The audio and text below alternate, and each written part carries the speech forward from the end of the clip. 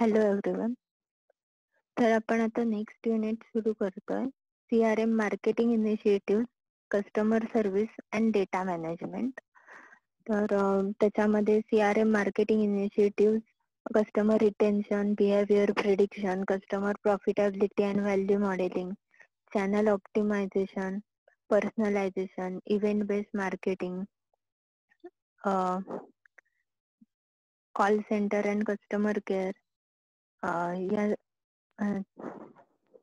call routine, contact center, sales support, web-based self-service, customer satisfaction measurement, call scripting, cyber agents, workforce management, CRM and data management, identifying data quality issues, personalization, collaborative filtering, से points बघणार आहोत. एकूण हे unit थोडंसं मोठं आहे, 19 points आहे त्याच्यामध्ये. आता या टॉपिक मध्ये आपण 3 पॉइंट्स कव्हर करूया. पहिला पॉइंट आहे CRM marketing initiative. CRM is a business strategy that optimizes profitability, operational efficiency, and consumer satisfaction by implementing customer-centric process. The 8 essential building blocks of CRM initiatives are vision, strategy, customer experience, organizational collaboration, processes, information, metrics, and technology. Companies without having a clear view of what they want to do will simply not purchase CRM products to automate campaign management. आता CRM marketing initiative मध्ये एकतर profitability जे आहे तर ती वाढते, operational efficiency किंवा customer satisfaction जे आहे तर ते इन्क्रीज होतं. आता त्याच्या सब पॉइंट्स आहेत. पहिला आहे तर there are various ideas to increase the customer values and loyalty. First one is cross-selling and upselling. So what is cross-selling? Cross-selling is an act of selling additional product to customers. It generally occurs when the sales representative has more than one type of product to offer consumers that might be beneficial to them. Cross-selling is the act of selling a product or service to a customer as a result of another purchase. आता cross selling काय आहे की एखादा customer एखादी goods किंवा service bye करायला आल्यानंतर त्याला रिलेटेड किंवा बाकीच्या ज्या गुड्स अँड सर्व्हिसेस तुमच्याकडे अवेलेबल आहेत तर त्या सुद्धा त्याला ऑफर करायच्या आणि ते सेल आउट झालं पाहिजे. फॉर एक्झाम्पल सांगते, बँकिंगचं जर एक्झाम्पल घेतलं तर प्रायव्हेट सेक्टर बँक्स ज्या आहेत तर त्या एम्प्लॉईजना टार्गेट असतात की दिवसाला त्यांनी करंट अकाउंट आणि सेव्हिंग अकाउंट किती केले पाहिजेत. त्यांचा महिन्याचा टार्गेट जे आहे तर ते ठरलेलं असतं. तर त्याच्यावर त्यांचे इन्सेंटिव्ह ठरलेले असतात. तर त्याच्यामध्ये एखाद्याचं अकाउंट ओपन केल्यानंतर त्याला बाकीचे प्रोडक्ट्स मध्ये बँक काय ऑफर करणार तर एकतर क्रेडिट कार्ड जे आहे तर क्रेडिट कार्ड मध्ये पण क्रेडिट कार्ड आहे आणि डेबिट कार्ड पण आहे. डेबिट कार्ड मध्ये टाइप्स आहेत की प्लॅटिनम कार्ड जर यूज केलं तर किंवा प्लॅटिनम अकाउंट जर सेल केलं सेव्हिंग अकाउंट साठी सुद्धा तर त्यांचे इन्सेंटिव्ह जे आहेत तर ते वाढतात. ठीक आहे. आणि प्लॅटिनम कार्ड जर असेल तर त्याच्यातून जे मनी विड्रॉवलची जी अमाऊंट आहे तर ती जास्त असते. त्याच्यानंतर दुसरं काय ऑफर करणार तर लॉकर्स ऑफर करणार की जर गोल्ड अकाउंट घेतलं तर लॉकर जो आहे तर तो फ्री ऑफ कॉस्ट किंवा एवढ्या कमी कॉस्ट मध्ये बसेल किंवा बाकीच्या काही इन्व्हेस्टमेंट असतील किंवा इन्शुरन्स असेल तर तो सेल करणं. म्हणजे समोरचा पर्सन जो आहे तो फक्त अकाउंट काढण्यासाठी आलेला आहे बँकेत तर त्याला बाकीचे हे सगळे प्रोडक्ट्स ऑफर करणं. म्हणजे क्रेडिट कार्ड आलं, लॉकर आले, किंवा एखादं लोन हवं असेल तर ते लोन, त्याच्यानंतर इन्व्हेस्टमेंटसाठी म्हणजे शेअर्स परचेस करायचे असतील तर ते, तर ह्या सगळ्या गोष्टी क्रॉस सेलिंग मध्ये आल्या.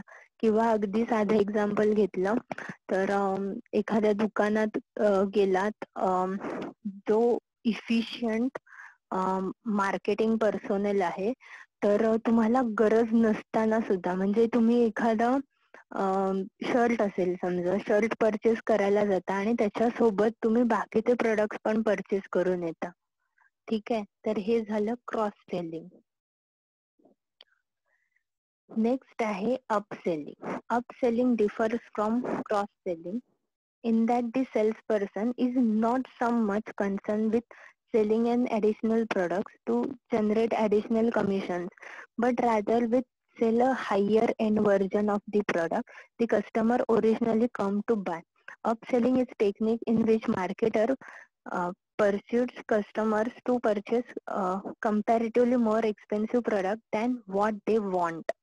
आता ह्याच्यामध्ये एक्झाम्पल कन्सिडर करायचं झालं अपसेलिंग मध्ये, तर प्रोडक्टचं सेम व्हर्जन मध्ये वेगवेगळे फीचर्स आणि कॅरेक्टरिस्टिक्स असलेलं जास्तीत जास्त महागातलं प्रोडक्ट विकायचं. आता समजा मी मोबाईल परचेस करायला गेले आणि मी समजा स्पेसिफाय केला एखादा ब्रँड, की समजा सॅमसंगचा मोबाईल मी मागितला आणि माझं बजेट जर मी सांगितलं की माझं 10,000 बजेट आहे, तर हळूहळू ते मला त्याचे नेक्स्ट व्हर्जन किंवा वेगवेगळी मॉडेल्स सॅमसंगच्या फोन मध्ये दाखवत मला ते 15 ते 18,000 मोबाईल विकतील. हे झालं अपसेलिंग. आता upselling can be done in following veg: offering related products, म्हणजे जर मोबाईल असेल तर त्याच्यासोबत कव्हर किंवा हेडफोन्स ऑफर करू शकतात. त्याच्यानंतर offering more quantity for a slightly higher price, offering a premium product. आता more quantity for slightly higher price मध्ये एखादी गोष्ट जर समजा 200 ग्रॅम चहा पावडर असेल, ती 50 रुपयाला जर समजा मिळते, तीच जर पाव किलो घेतली तर ती 55 रुपयाला मिळत असेल. ठीक आहे, म्हणजे प्राइस पण जास्त आहे पण क्वांटिटी पण जास्त आहे, आणि त्याच्यावर मेन्शन केलेलं असेल की 5% किंवा 10% एक्स्ट्रा. म्हणजे क्वांटिटी आणि थोडीशी प्राइस वाढवून ते प्रोडक्ट जे आहेत ते सेल केलं जातं. म्हणजे ही 50 रुपयाला एवढी 200 ग्रॅम घेण्यापेक्षा 55 ला पाव किलो घ्या. ठीक आहे, त्याच्यानंतर effective cross selling and upselling can increase regular order total, conversion rates, exposure to higher margin items and best sellers, overall customer satisfaction by helping to find the product or service that best meet the visitor need. आता हे त्याचे benefit सांगितले. There are some ways to upsell and cross sell as follows. First one is offering a greater quantity for a slightly higher price. जसं आता example दिलं की आता cashew nuts पण असतील, तर कॅश्यूचा प्राइजेस हाय आहेत, तर 200 ग्रॅम्सचं पॅकेट घेण्यापेक्षा 250 ग्रॅमचं पॅकेट जर परचेस केलं तर एकतर क्वांटिटी पण जास्त येते आणि प्राइस स्लाइटली इन्क्रीज होते. नेक्स्ट आहे ऑफरिंग कॉम्प्लिमेंटरी प्रोडक्ट्स. आता कॉम्प्लिमेंटरी प्रोडक्ट्स मध्ये मगाशी जसं मोबाईलचं एक्झाम्पल आपण कन्सिडर केलं, जर समजा त्याच्यावर हेडफोन फ्री मिळत असतील किंवा मोबाईलचं कव्हर जे आहे तर म्हणजे छान प्रिंटेड कव्हर जे आहे तर ते फ्री मिळत असेल, तर ते काय कॉम्प्लिमेंटरी प्रोडक्ट आहे. नंतर offering related products, offering discount on boots when consumer buy a winter coat. आता रिलेटेड गुड्स मध्ये क्लोथचं एक्झाम्पल घेऊया, की ऑफर मध्ये काय असतं की 2 शर्ट जर ऍक्च्युअल प्राइसला परचेस केले तर तिसरा शर्ट जो आहे तर तो हाफ प्राइस मध्ये किंवा फ्री मिळेल. ठीक आहे, किंवा शर्ट सॉरी एखादी जीन्स परचेस केली असेल तर त्याच्यावर एखादा शर्ट हाफ प्राइस मध्ये हाफ कॉस्ट मध्ये मिळेल. ठीक आहे, हे काय आहे, ऑफरिंग रिलेटेड प्रोडक्ट्स. नेक्स्ट आहे offering premium product. Premium product मध्ये कस्टमरला जे माहित नाहीये की ते प्रोडक्ट त्यांच्यासाठी बनलंय किंवा ते प्रोडक्ट खूप स्पेशल आहे, हे फिलिंग त्यांना देणं. म्हणजे आता एखादं प्रोडक्ट परचेस करायला गेल्यानंतर म्हणजे आता इंटरनेटवर सगळं अवेलेबल असतं, पण तरी सुद्धा कस्टमरला माहित नसलेली इन्फॉर्मेशन देणं की त्याचं युटिलायझेशन कसं आहे, त्याचं फीचर्स कसे आहेत, आणि मग ते प्रोडक्ट त्याला ऑफर करणं. नेक्स्ट आहे रिवॉर्डिंग लॉयल्टी. तर लॉयल्टीमध्ये डिस्काउंट वाउचर्स किंवा रिडीम्स जे आहेत तर ते ऑफर केले जातात. आता मॉल्स मध्ये जर परचेस करत असाल किंवा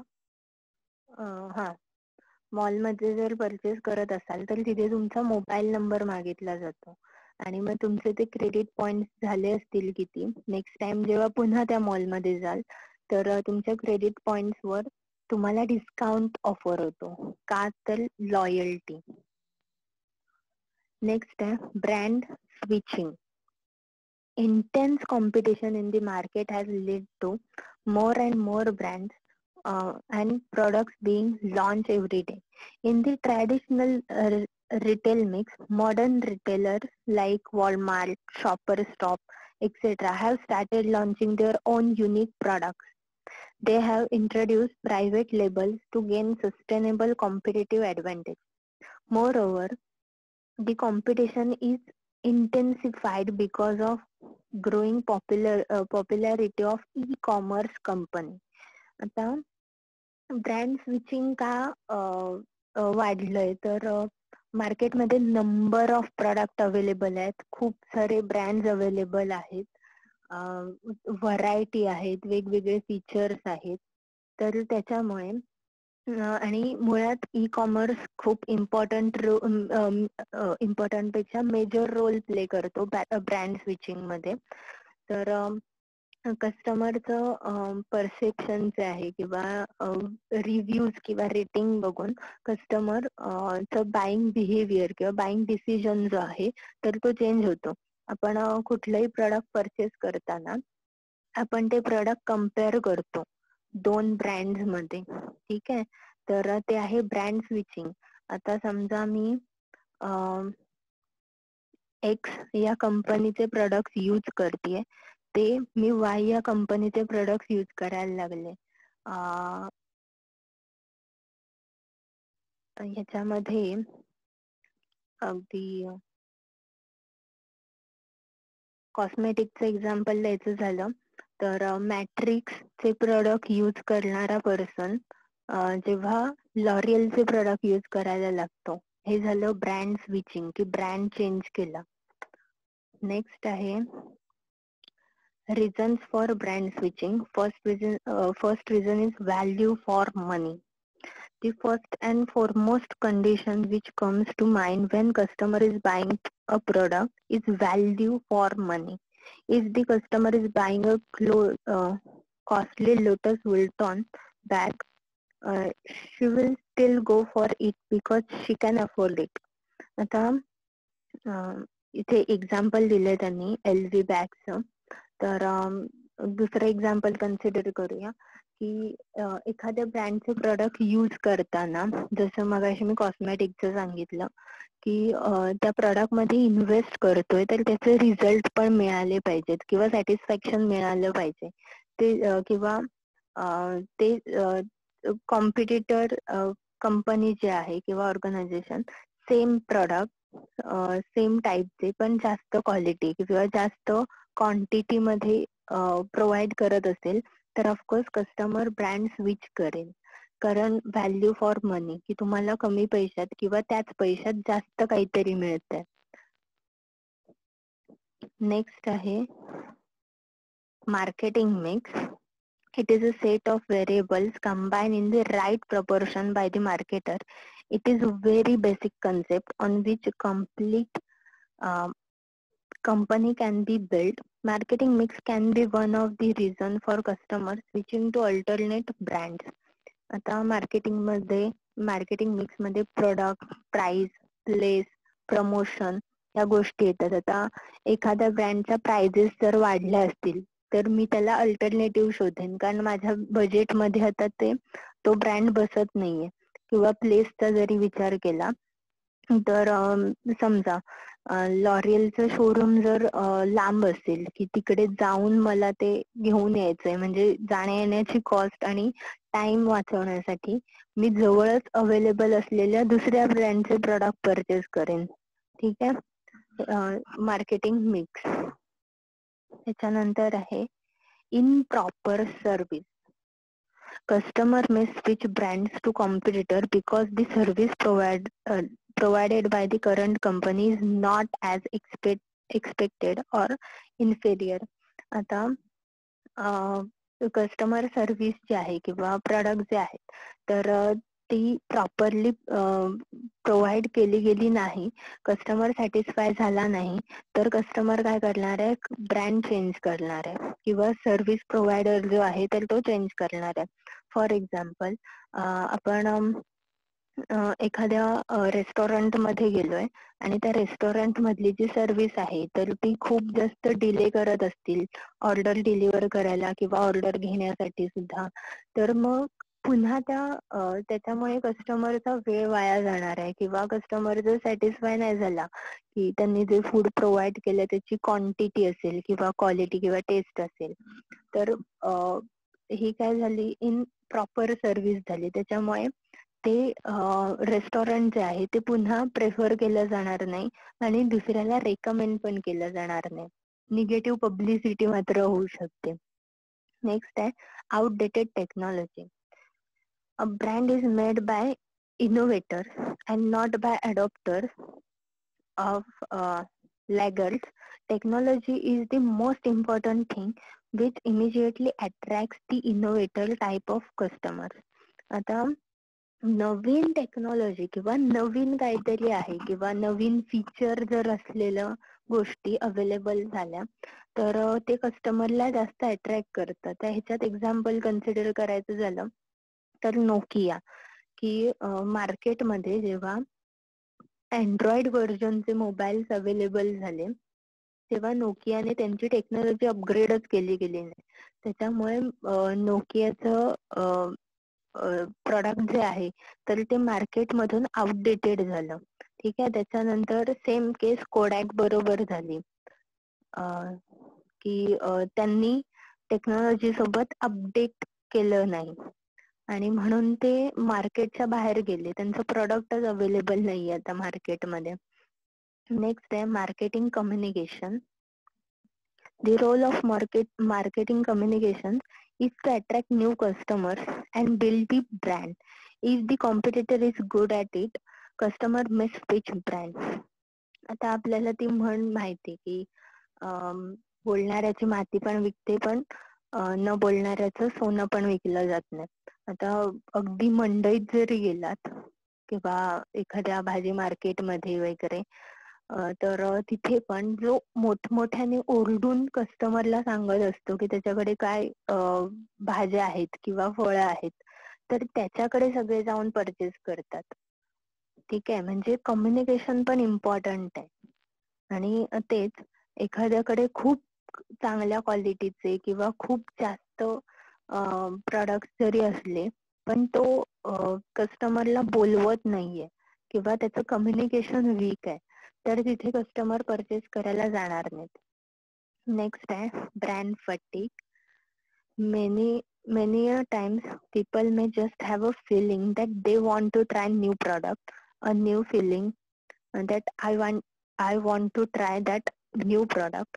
आता continuous advertisement through digital media, social media, print media, तर ह्या गोष्टी कस्टमरच्या माइंडवर अफेक्ट करतात आणि त्याच्यामुळे कस्टमरला ते प्रोडक्ट किंवा त्या सर्व्हिसेस यूज करून बघायला आवडतात किंवा त्यांचं माइंड चेंज होतं. नेक्स्ट आहे customer retention. Customer retention is considered as one of the main relationship marketing concepts concerned with developing and maintaining a long-term customer firm relationship.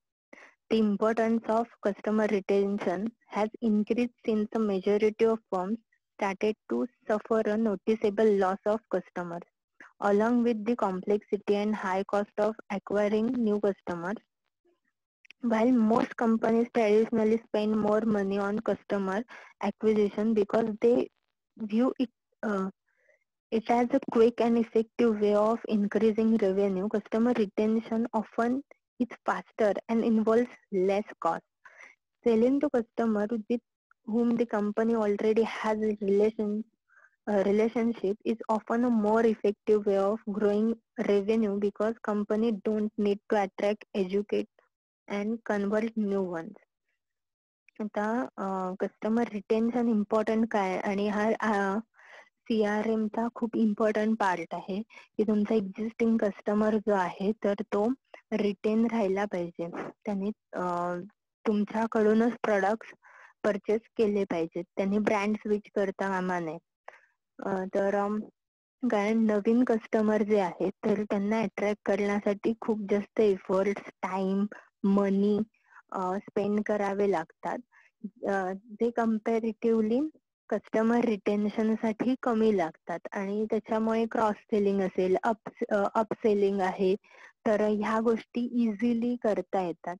आता आपण ट्रॅडिशनल वेने जर कन्सिडर केलं तर आपल्या घरचे जे आहेत तर ते ग्रोसरी शॉप ठरलेले असतात त्यांचे की ते कोणाकडून परचेस करतात. ठीक आहे, कारण ते आहे कस्टमर रिटेन्शन. त्यांचं एक रिलेशन बिल्ड झालंय. उद्या आता ह्या लॉकडाऊनच्या सिच्युएशन मध्ये सुद्धा तुम्ही ज्या ग्रॉसरी शॉप मधून परचेस करतात इकडे नुसता फोन करून जरी सांगितलं तरी ते तुमच्याकडे त्या ग्रोसरीज पाठवून देतात. ठीक आहे, कारण रिलेशन बिल्ड झालेला असतो, ट्रस्ट असतो आणि मग पैसे नंतर दिले तरी चालतात. हे काय आहे तर loyalty, customer retention. Next, implementing a customer retention strategy helps to identify and explore sales opportunities, build and foster constructive relationship with customers, identify and rectify flaws within company policies and processes, enhance brand reputation, understand future needs of the customers, etc. Next is need for customer retention. First one is getting new customers is expensive. Acquiring or finding new customers involves significant cost.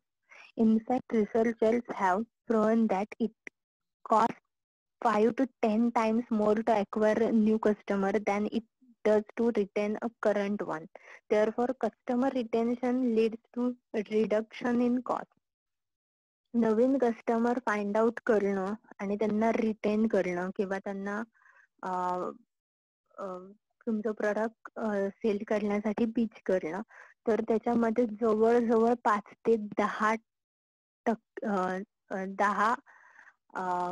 पट energy, effort, मनी, time वाया जातो.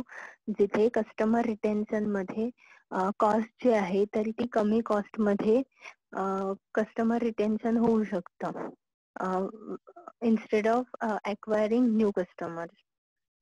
Next is satisfied loyal customers refer others. Satisfied customers can contribute to sales efforts through their recommendation. In essence, they become a referral source.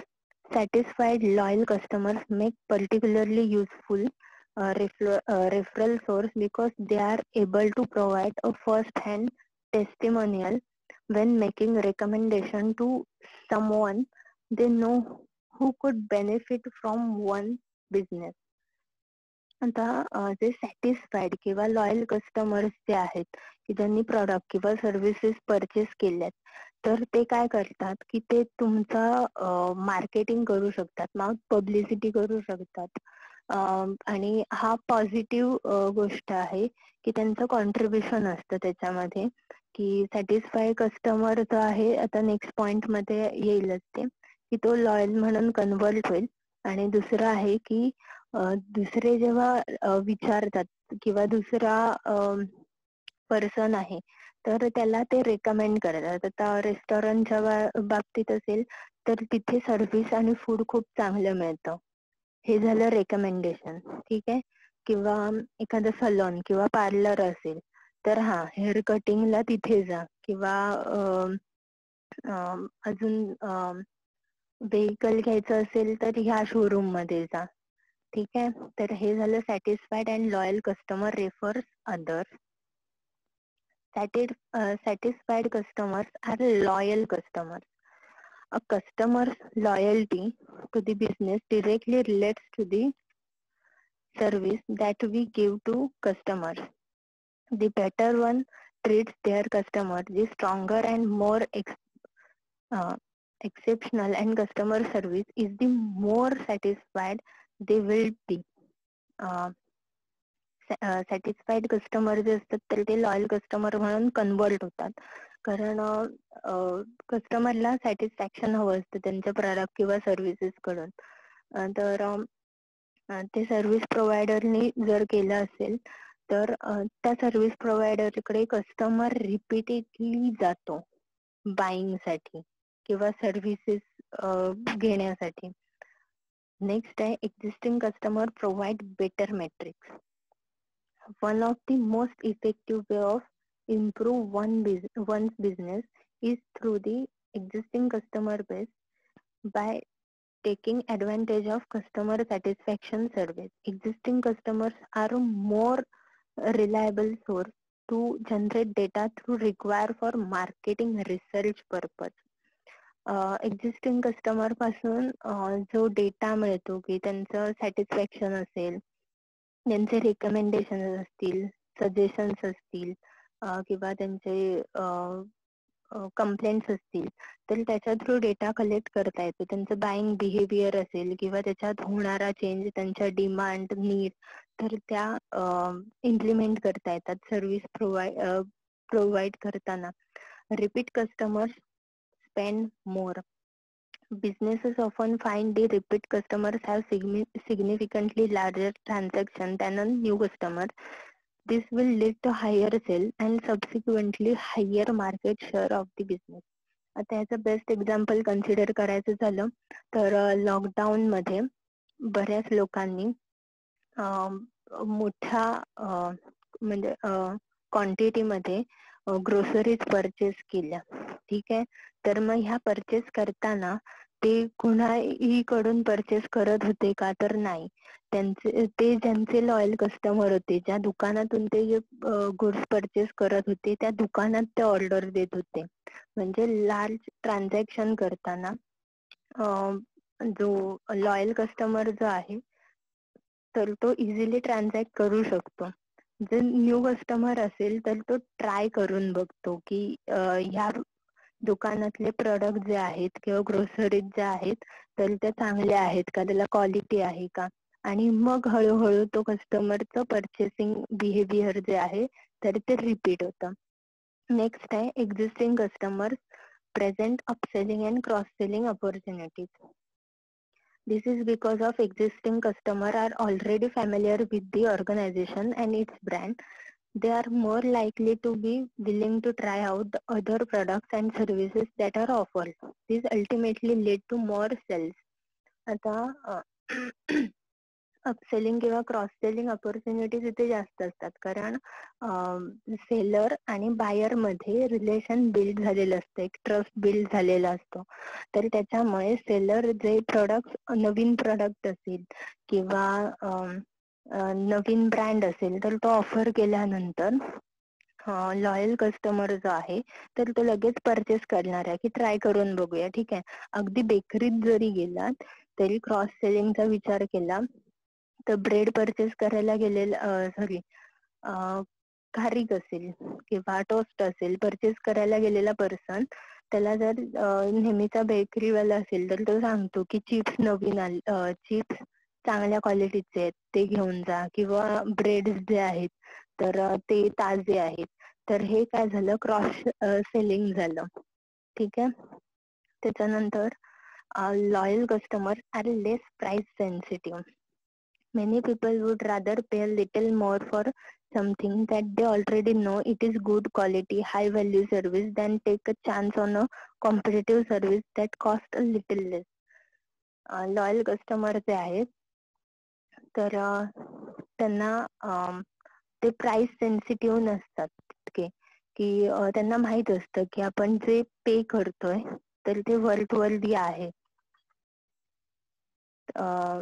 त्याचं return आपल्याला service किंवा goods through मिळत, किंवा थोडीशी higher price असली तरी सुद्धा सर्व्हिस प्रोव्हायडर जो आहे तर ती प्रॉपर सर्व्हिस आपल्याला प्रोव्हाइड करतो. हे फिलिंग असल्यामुळे loyal customer less price sensitive असतात. नेक्स्ट आहे methods to improve customer retention और customer retention strategy. There are 7 strategies. First one is ensure consistent customer service across all platforms and channels. Brands that are still adjusting to the digital and social space might be less equipped to handle customer complaints that come in through their customer service outlets. Companies should try to pacify frustrated customers and improve customer service in general. It should ensure that presence across all of customer service outlets is as consistent as possible. एकतर कस्टमरला जर काही problem असतील through service, की ते service मुळे satisfy होत नसतील, किंवा जेवढे आउटलेट्स आहेत तर त्या कंपनीचे किंवा सर्व्हिस प्रोव्हायडरचे, तर तिथे सेम सर्व्हिस कस्टमरला प्रोव्हाइड झाली पाहिजे. नेक्स्ट आहे feedback. To get a more accurate impression of the company's strength and weakness, they have to look for feedback across all outlets. Feedback should be constructively taken and acted upon. कस्टमरचा जर feedback घेणं important आहे, आणि त्यांचे जर complaints किंवा suggestions असतील तर त्याच्यावर वर्क करून ती कंप्लेंट पुन्हा येणार नाही, तर ती करेक्ट केली गेली पाहिजे असं बघितलं पाहिजे. आणि दुसरं, deliver personalize mail and web experiences. In order to retain customers, the company should know well how to keep them engaged. Personalization is one of the best way to engage customers, generate more sales and retain them. कस्टमरचे जे buying behaviour जे आहे तर ते सेलरला कळलं असेल किंवा मार्केटरला कळलं असेल तर त्यांच्या आवडीचे किंवा त्यांनी कस्टमाइज केलेले प्रोडक्ट जे आहेत तर ते त्यांना ऑफर करून किंवा ते चॉईसला देऊन त्यांना एंगेज करता येतं, किंवा त्यांचं रिटेन्शन रेट जो आहे, कस्टमर रिटेन्शन रेट जो आहे तर तो हाय राहतो. नेक्स्ट आहे add incentive for long time loyal customer. Companies should make it practice to reward those customers who have been loyal to their brand over a period of time. आता कस्टमरचा long time लॉयल्टीसाठी काही incentive दिले गेले पाहिजेत. आता in terms of मनी देणार का, कारण ते एम्प्लॉई नाहीयेत. मग काय करतात, आता LIC सारखी कंपनी असेल तर ते त्यांच्या पॉलिसी होल्डरला करतात, बर्थडेला किंवा अॅनिव्हर्सरीला विश करतात, ग्रीटिंग सेंड करतात, दिवाळी किंवा न्यू इयरला गिफ्ट कार्ड सेंड करतात, गिफ्ट किंवा ग्रीटिंग सेंड करतात. नेक्स्ट आहे frequent communication. Companies should take every effort to keep in touch with customers and avoid losing them at any cost. This can be done by building relationships and using a program sequence of letters, events, phone calls, special offers, follow-up cards or notes with a personal touch, etc. that occur constantly and automatically at defined points in the pre-sale and sales and post-sale process. आता communication जे आहे ते frequently राहायला पाहिजे. एखादी product sale केल्यानंतर after sale service असेल किंवा त्याचे इंटिमेशन असेल, आता याच्यात फ्रिक्वेंट कम्युनिकेशनचं एक्झाम्पल कन्सिडर करायचं झालं तर समजा टू व्हीलर परचेस केली एखाद्या शोरूम मधून, तर ते जेव्हा डिटेल्स लिहून घेतात तर त्याच्यामध्ये ते रिमाइंडर सेट करतात की जेव्हा सर्व्हिसिंगचा टायमिंग असेल त्या टू व्हीलरचा, तर त्याच्या 2 दिवस आधी तुम्हाला मेसेज किंवा कॉल येतो की तुमची टू व्हीलरचं सर्व्हिसिंग राहिलंय किंवा करायला हवंय. तर ह्याच्यामुळे काय होतं की कस्टमर लॉयल्टी वाढते, की व्हेकलचं काही काम असेल तर तो पर्सन त्याच शोरूम मध्ये जाऊन करून घेईल. ठीक आहे. नेक्स्ट आहे extra ordinary customer service. In the era of intense competition, companies should deliver higher than expected level of customer to each and every customer. The key facets include dedication to customer satisfaction by every employee, providing immediate response, consistent on time delivery, delivering what has been promised before and after the sales, a zero defects and error-free delivery process, recruiting outstanding people to deliver customer services. आता customer satisfaction पेक्षा customer satisfaction पुढे जाऊन त्यांना surprising गोष्टी किंवा extra ordinary services ज्या आहेत तर त्या प्रोव्हाइड केल्या गेल्या पाहिजेत, की त्यांच्या एक्सपेक्टेशन पेक्षा पण खूप चांगल्या पद्धतीने त्यांना सर्व्हिस प्रोव्हाइड केली तर कस्टमरचं बाईंग बिहेवियर रिपिटेटिव्ह राहतं. नेक्स्ट आहे product or a service integrative. Long term success and customer retention belongs to those who do not take ethical shortcuts. There must always be total consistency between what the company says and what it does and what the customer experience. आता long term success साठी customer retention जे आहे ते खूप important आहे. तर त्याच्यासाठी ethical shortcut म्हणजे कंपनीचा सेल वाढवण्यासाठी उगाच काहीतरी फेक प्रोडक्ट किंवा ज्याला क्वालिटी नाहीये तसे प्रोडक्ट विकले खोटं सांगून, की बरेच प्रोडक्ट अवेलेबल असतात मार्केटमध्ये की कमी प्राइस मध्ये ते त्यांचे प्रोडक्ट ऑफर करतात आणि ते प्रोडक्ट जे आहेत तर ते फॉल्टी निघतात किंवा काही वर्षांनंतर किंवा काही पिरियड नंतर ते खराब होतात. तर आफ्टर सेल्स सर्व्हिस प्रोव्हाइड केली जात नाही की जी आधी प्रॉमिस केलेली असते, मग त्याच्यामुळे कन्सिस्टन्सीवर अफेक्ट होतो. ठीक आहे. नेक्स्ट आहे बिहेवियर प्रेडिक्शन. ते आपण नेक्स्ट लेक्चरला बघूया. थँक्यू.